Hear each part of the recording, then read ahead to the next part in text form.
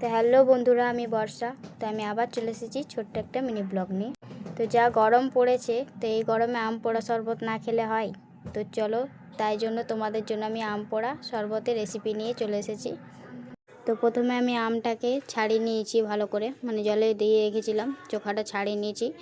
এবার আমটাকে আমি ভালো করে হাত দিয়ে চোখটে নেবো।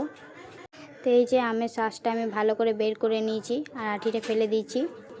তারপর এর মধ্যে আমি দিয়ে দিয়েছি জল, ঠান্ডা জল দিয়েছিলাম।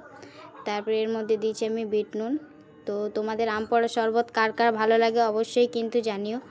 আর এর মধ্যে দিয়েছি আমি একটু জলজিরা, মানে যাতে টকটক ভাবটা আরও ভালো আসে তার জন্য। তো টক জিনিস কার কার পছন্দ অবশ্যই কিন্তু জানিও। আর এই যে এর মধ্যে আমি দিয়ে দিয়েছি চিনি, এটাকে ভালো করে গুলে নিয়েছি। এবার আমি দিয়েছি এর মধ্যে একটু লঙ্কা গুঁড়ো, মানে অল্প দিয়েছি, বেশি দিলে ঝাল হয়ে যাবে, তো এই জন্য অল্পই দেবে। আর লাস্টে এটার মধ্যে দিয়ে দিয়েছি আমি ভাজা জিরে গুঁড়ো। এটাকে আমি ভালো করে মিক্স করে নিয়েছি।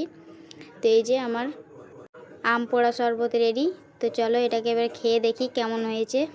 তো তো টক জিনিস কার কার পছন্দ অবশ্যই কিন্তু জানিও। আর আম পোড়া শরবতটা এত সুন্দর হয়েছিল, মানে কি বলবো, খেয়ে টক টক। আর আমার তো টক অনেক পছন্দ, তো আমার ভিডিও যারা দেখো অবশ্যই জানো তো কত সুন্দর হয়েছে দেখো। তো তোমরা একবার বাড়িতে ট্রাই করো। তো টাটা।